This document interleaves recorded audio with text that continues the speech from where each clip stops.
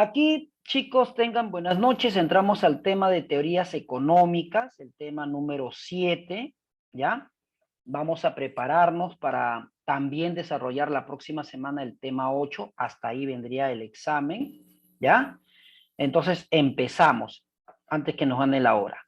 Cuando nosotros hablamos acerca de las teorías económicas, tenemos que entender primero qué cosa es parte de la economía, ¿ya?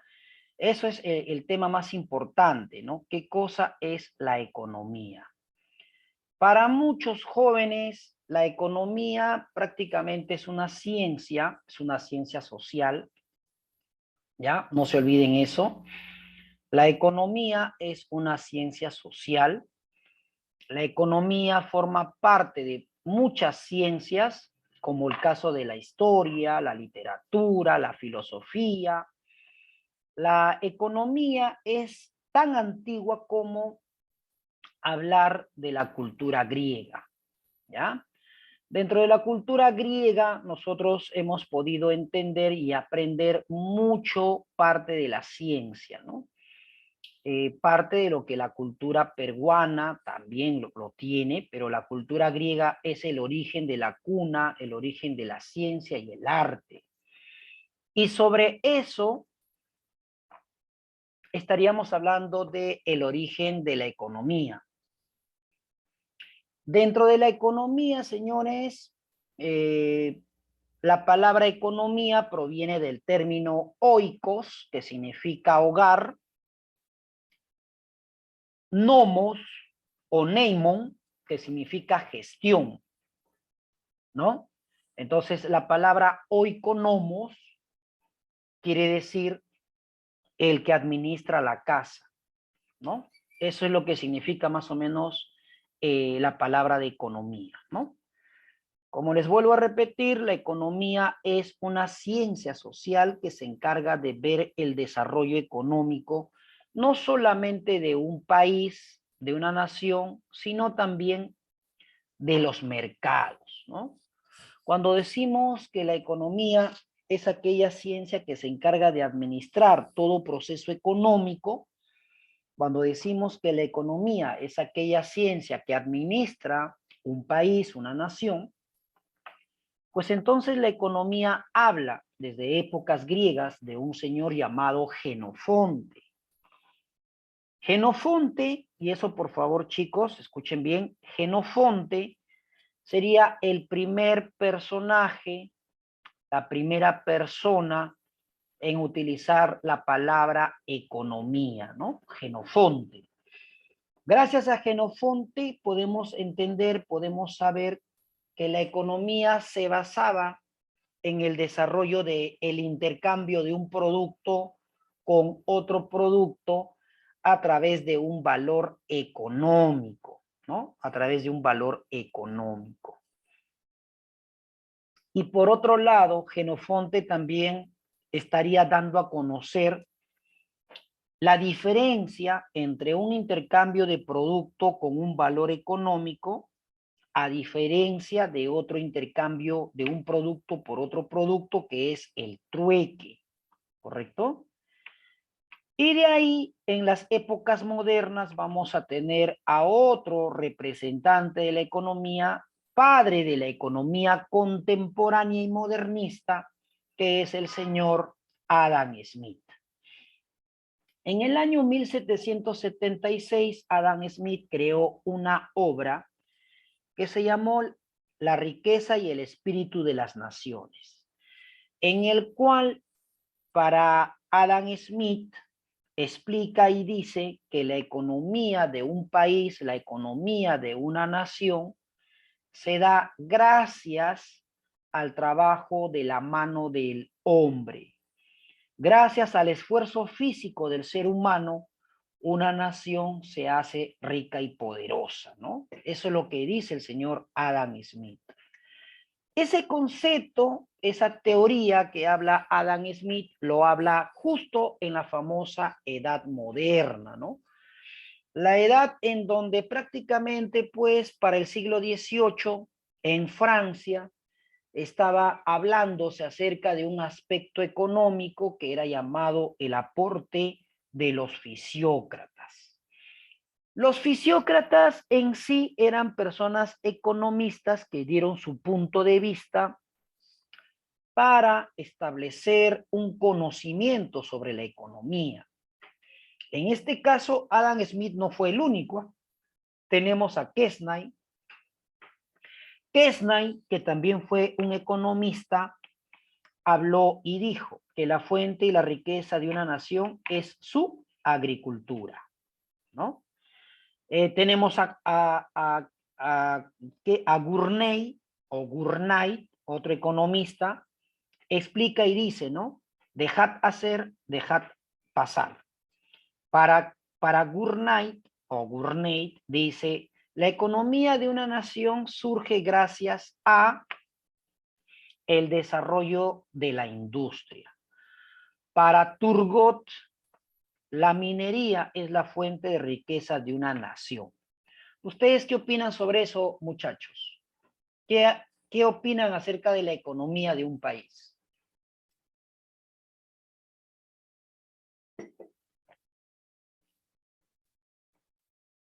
¿Alguna pregunta, alguna duda?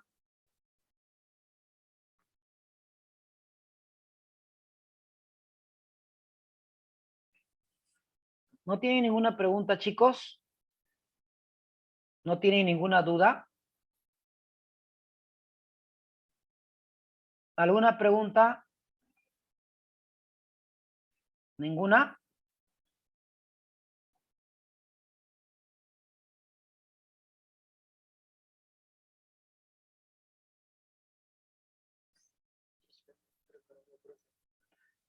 Pero les estoy explicando si tienen alguna pregunta, alguna duda. ¿Tienen alguna pregunta, alguna duda?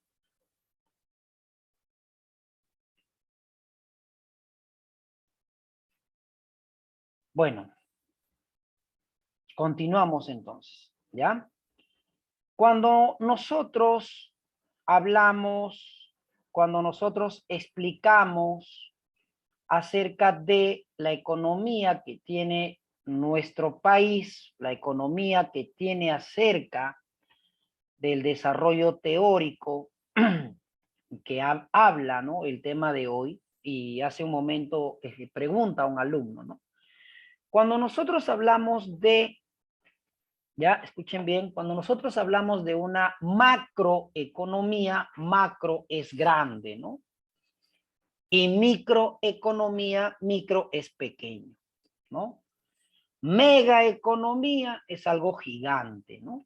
Entonces, eso también es parte de la economía que nosotros vamos a estudiar. Aquí hay un pequeño concepto que dice, ¿no?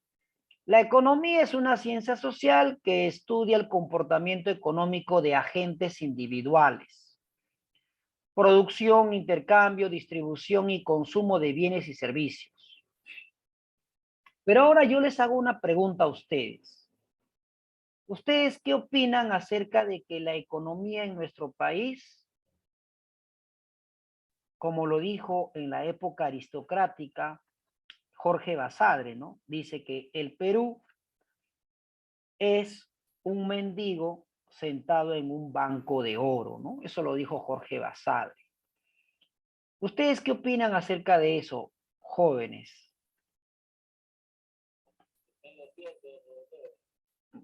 Claro, pero ¿cuál sería tu opinión, no? O sea, ¿por qué lo dice Jorge Basadre, no? ¿En qué se basa Jorge Basadre en esa opinión?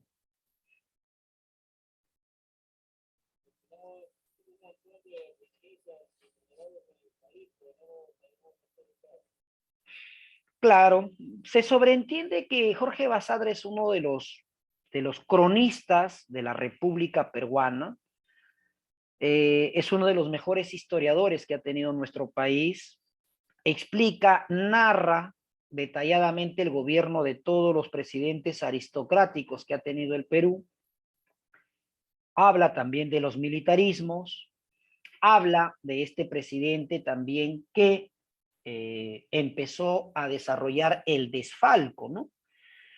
Si ustedes han escuchado el gobierno del presidente Augusto B. Leguía, prácticamente este presidente un poco más y vende al Perú, ¿no? Uno, porque él creó los gamonales, los terratenientes y los latifundistas, que eran hombres aristocráticos que se apoderaron de la tierra, y que el campesino era un indio, era un mestizo, era un mulato, era un sambo, que trabajaba bajo un miserable sueldo, ¿no? ¿Quién se hacía rico de todo esto? Prácticamente eran los terratenientes, ¿no? Personas que tenían una riqueza, personas que prácticamente tenían un ingreso económico y que el dueño o la riqueza en ese tiempo era ser, pues, ¿no? Dueño de las tierras. Desgraciadamente, esto ha venido pasando con el transcurso de los años. Lastimosamente, esto no es de ahora, ¿no? Desgraciadamente, el Perú ha pasado por fuertes problemas, como el caso de lo que nosotros estamos viviendo en la actualidad, ¿no? Es un problema fuerte, señores. ¿Por qué? Porque no solamente nosotros luchamos contra quién. Nosotros luchamos, señores, contra la corrupción, ¿correcto? Nosotros luchamos contra un sistema económico que tiene fuertes problemas. Nosotros tenemos una crisis realmente terrible. ¿Y cuál es este problema que tiene nuestro país? Es la corrupción. Hay que decirlo bien claro, es el grado de corrupción que tiene nuestro país. Desgraciadamente, señores, ¿cuántos presidentes han gobernado a nuestro país y se han hecho millonarios? Un ejemplo, Alberto Fujimori, que se habla tanto de que este hombre salvó al Perú. Para mí, como profesor de historia, es un simple delincuente. ¿Que luchó contra el terrorismo? Mentira, ¿no? Mentira, ¿no? Uno, porque prácticamente Fujimori no detuvo el terrorismo. Eso lo hizo el CAEN. De que luchó contra el narcotráfico, mentira. El narcotraficante Vaticano, le tuvieron que colocar un medicamento llamado Pentotal 200 para que pierda la memoria, porque si no decía claramente que el presidente, Vladimiro y María Hermosa fueron los que tuvieron contacto con narcotraficantes para sacar droga en avión peruano, ¿no? La estafa más grande, el MiG-29, aviones que se compraron con un precio normal y que posteriormente todo se caía, ¿no? Así como el gobierno de Alan García Pérez, ¿no? Cuando se planteó el programa Huascarán, cuando dijo el presidente Alan García Pérez que en mi gobierno el sector de educación va a ser implementado con los mejores, la mejor tecnología, ¿no? Que se iban a comprar tablets, se iban a comprar eh, laptops para todos los estudiantes, ¿no? Y desgraciadamente, la bóveda donde se encontraba estos artefactos de laptop se incendiaron, ¿no? Otro, los narcoindultos en el gobierno de Alan García Pérez, ¿no? 2009. Los narcoindultos, el indulto presidencial, el voto de gracia que hace el presidente para liberar a todos las personas que hayan cometido delitos leves, pero no vas a indultar a un terrorista, pues. No vas a indultar a un narcotraficante. Pues. ¿Ya ven? Miren el grado de corrupción. Desgraciadamente, todos los presidentes que han gobernado en el Perú, todos se han enriquecido. El último caso, el caso de Odebrecht, ¿no? Ollanta Humala, su esposa Nadine, el presidente Pedro Pablo Kuczynski, e incluso se encuentra también el expresidente Vizcarra, que está coluido con este tema de Odebrecht. Es un tema que nunca va a acabar porque no hay una sentencia para estos presidentes que han cometido desfalco al país. Si el Perú no tuviese tanta corrupción de tantos presidentes y miembros del Congreso, yo creo que el Perú sería una potencia en Latinoamérica. Pero desgraciadamente tenemos este fuerte problema, ¿no? Que es la corrupción. Sí, te escucho. No hay una solución para eso. Tendríamos que cambiar el Código Penal y modificar la Constitución, ¿no? Obviamente, Pedro Castillo lo dijo, ¿no? Yo voy a modificar la Constitución. ¿Cómo se hace el cambio de Constitución o cómo se modifica esa Constitución? A través de una asamblea constituyente. Esta asamblea constituyente va a tener que presentarse un proyecto de ley para modificar esta Constitución. Y que prácticamente no solamente cambiar la Constitución, sino también cambiar el sistema judicial. Y para eso también tendríamos que cambiar el Código Penal, ¿no? No sé si ustedes recordarán, no sé si ustedes han estado atentos, cuando se habló, cuando se dijo de la creación de una ley en donde decía, ¿no? Proyecto de ley, creo que fue 2017, 2018, cuando dijo la bancada, ¿no? En el Congreso. Se va a crear el proyecto de ley para que los delitos cometidos por funcionarios del Estado no prescriban. Es decir, un alcalde, un presidente, un congresista, un ministro que robe al Estado, que comete el delito de enriquecimiento ilícito, que comete el delito de crimen organizado, que desfalque al Estado peruano, automáticamente ese delito no pueda prescribir. Así pase 10, 20, 30 años, ese delito persiga a este funcionario que cometió un delito. El proyecto de ley fue aprobado, pero desgraciadamente en el Congreso se encontraba Fuerza Popular, que es liderado por Keiko Sofía Fujimori, de la familia, hija del expresidente Alberto Fujimori, que posteriormente dijo, no, ese proyecto no va más, lo anularon. ¿Ya ven? Después se creó otro proyecto de ley que decía, toda persona que va a postular al Congreso, que va a postular a la presidencia o a un órgano autónomo del Perú, no debe tener antecedentes penales, procesos judiciales, antecedentes judiciales, antecedentes policiales y penales. Que toda persona debe ser probada. Se hizo el proyecto de ley. Fuerza Popular lo anuló. ¿Ya ven, muchachos? Entonces, tendríamos que cambiar un sistema judicial, tendremos que cambiar a los 7 presidentes del Tribunal Constitucional y a los 3 tribunos, a los 3 jueces del Tribunal Constitucional, para que esta sarta de delincuentes, cuando lleguen a esa instancia del Tribunal Constitucional, pierdan y sean apresados. Pero lastimosamente no se da eso en el Perú. Aquí tenemos parte de la economía, en donde la economía estudia, administra los recursos escasos para satisfacer las necesidades ilimitadas.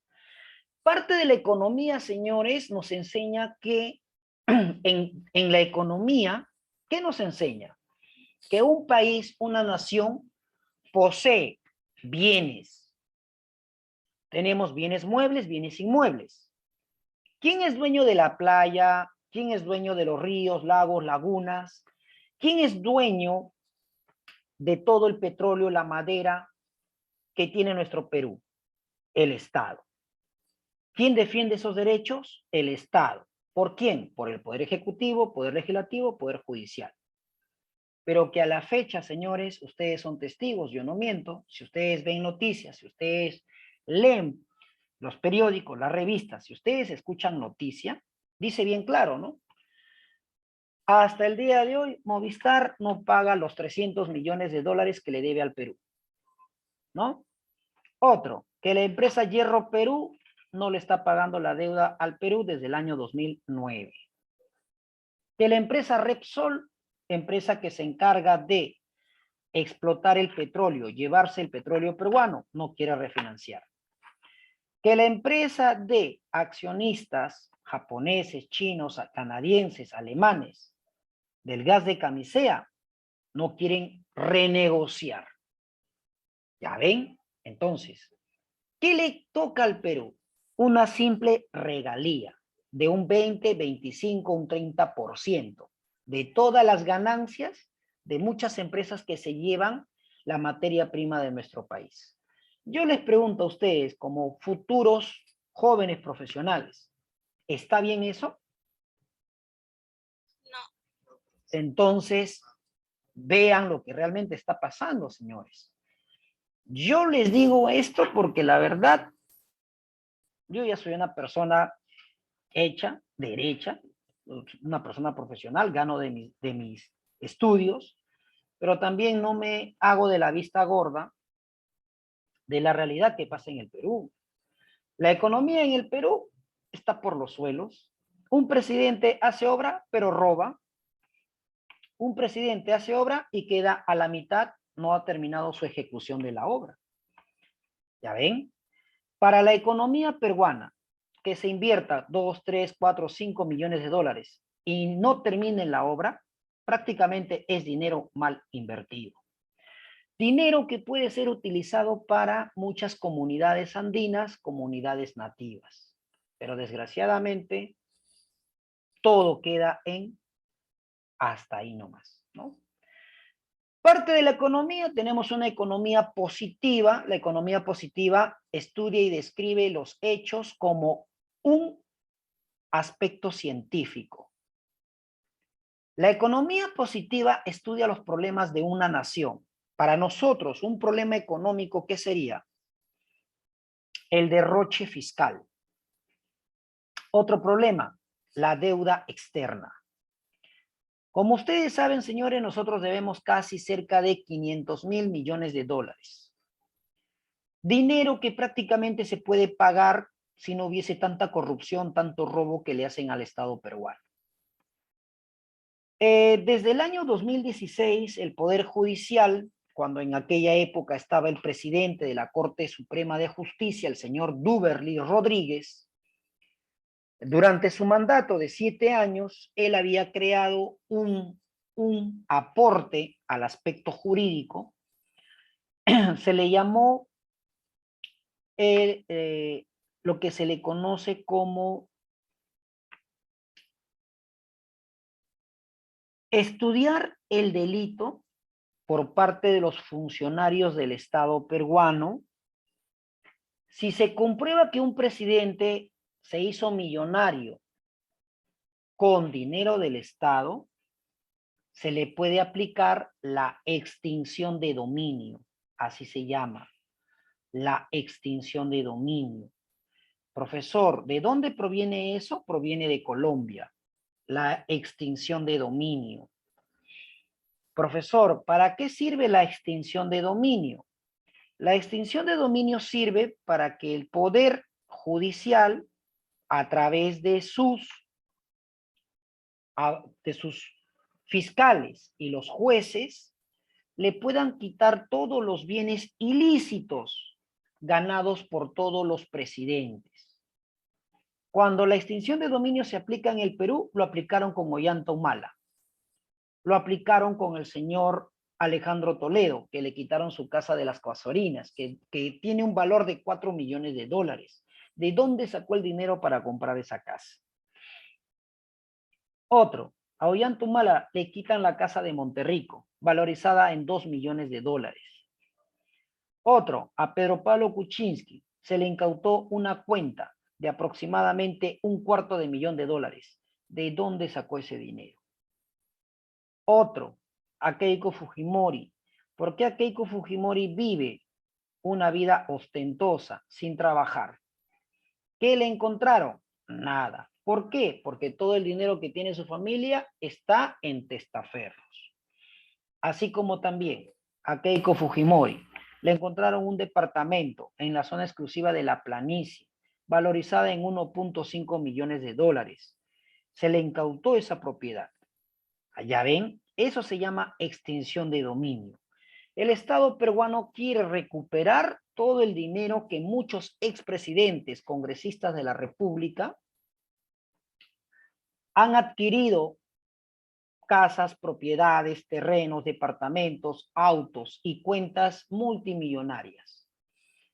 ¿Cómo tú puedes comprobar o cómo tú puedes demostrar, cómo demuestras tú que ganando 30,000 soles, multiplicado por tus gastos, dividido por todos los pagos de servicios que tienes, en tu cuenta bancaria aparece 1 o 2 millones de dólares?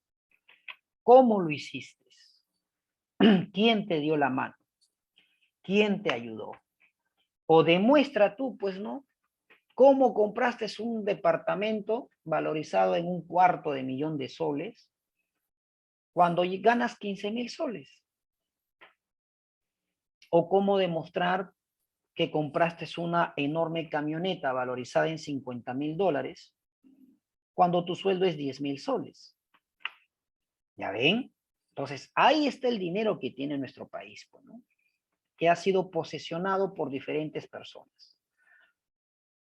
Como les comentaba, la microeconomía es una parte de la economía que se encarga de estudiar prácticamente casos económicos menores, ¿no? Un ejemplo que te da la microeconomía estudia, pues, los ingresos económicos individuales de la familia, las empresas y los mercados. Pero la macroeconomía, dentro de la economía positiva, se encarga de estudiar los problemas económicos a mayor escala. En este caso, podría encargarse del estudio de la deuda externa o la subida y caída del dólar. Dentro de una economía normativa, cuando hablamos de normativa, habla de leyes, habla acerca de normas económicas. La bolsa de valores está dentro de la economía normativa. La SUNAT, que ve cuestiones económicas, impuestos en el Perú, forma parte de una economía normativa. La Superintendencia de Banca y Seguros, la SBS y AFPs, forma parte de una economía normativa para nuestro Perú. ¿Por qué? Porque ellas son instituciones, así como el Banco Central de Reserva del Perú y el Ministerio de Economía y Finanzas, la MEF, ve la economía normativa, ¿no? La SUNAT, por ejemplo, dice, ¿no? Y ahí se retractó, ¿no?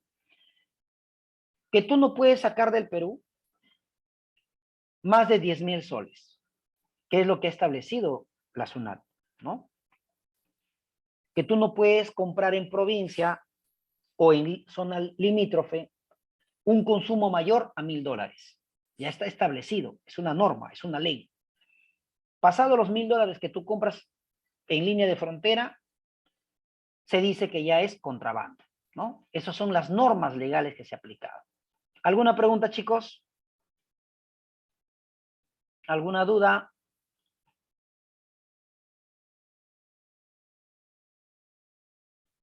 Preguntas, jóvenes, dudas, inquietudes. Ya.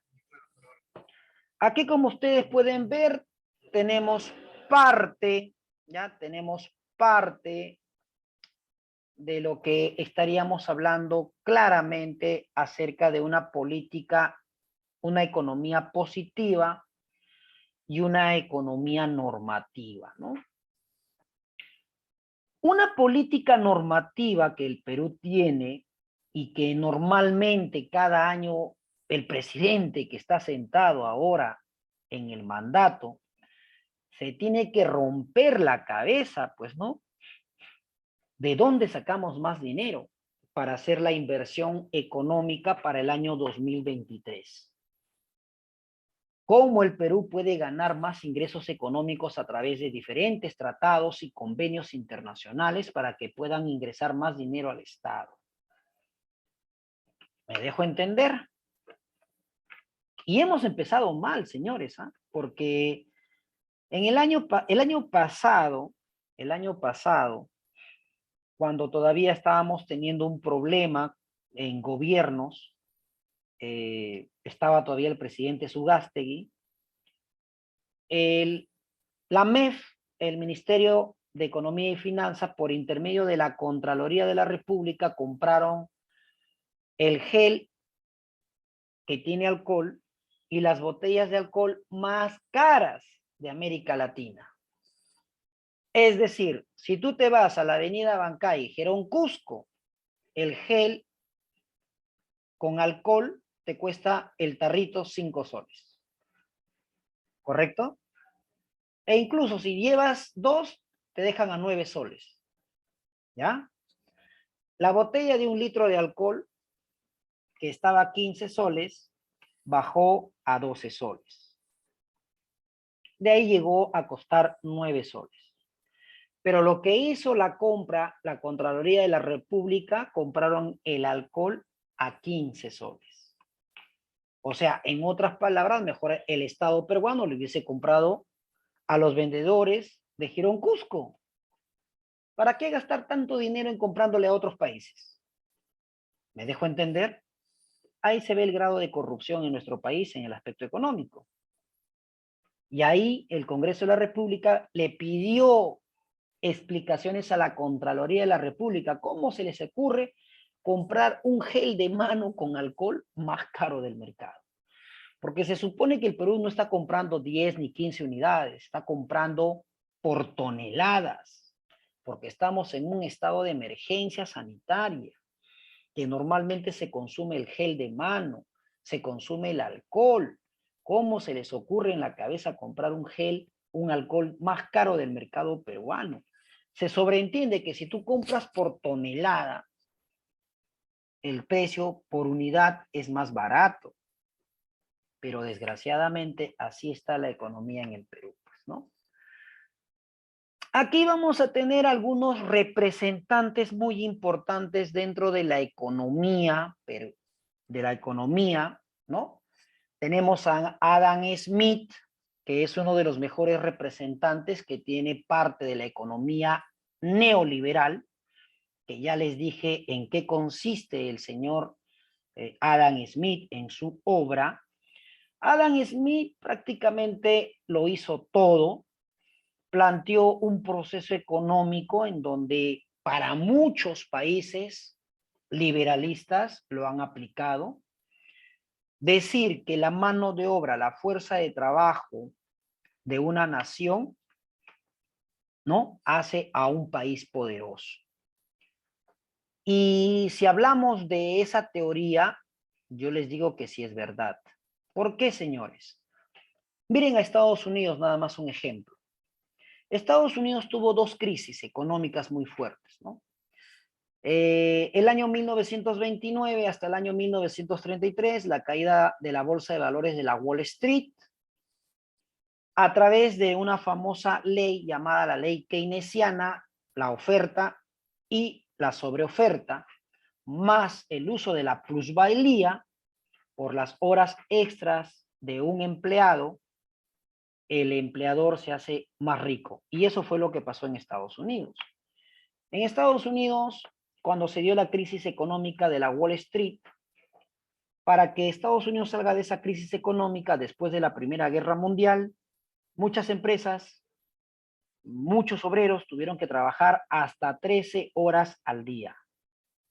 ¿Para qué? Para generar industria, para generar puestos de trabajo, para hacer que Estados Unidos sea un país tecnológico, para hacer que Estados Unidos, muchos países puedan invertir, ingresar a Estados Unidos a poder crear una empresa. El Estado norteamericano, ¿de qué vive? ¿De qué gana? De impuestos. Todo es impuestos. Todos pagan impuestos, señores. Y es verdad, Estados Unidos a todos les cobra impuestos. Del impuesto que Estados Unidos cobra, se da la tranquilidad de darle a las personas que no tienen trabajo por 1 mes, 2 meses, 3 meses, un bono alimenticio. Algo que Canadá lo hace, algo que Alemania lo hace, Italia, Singapur lo hace. ¿Y por qué no en el Perú?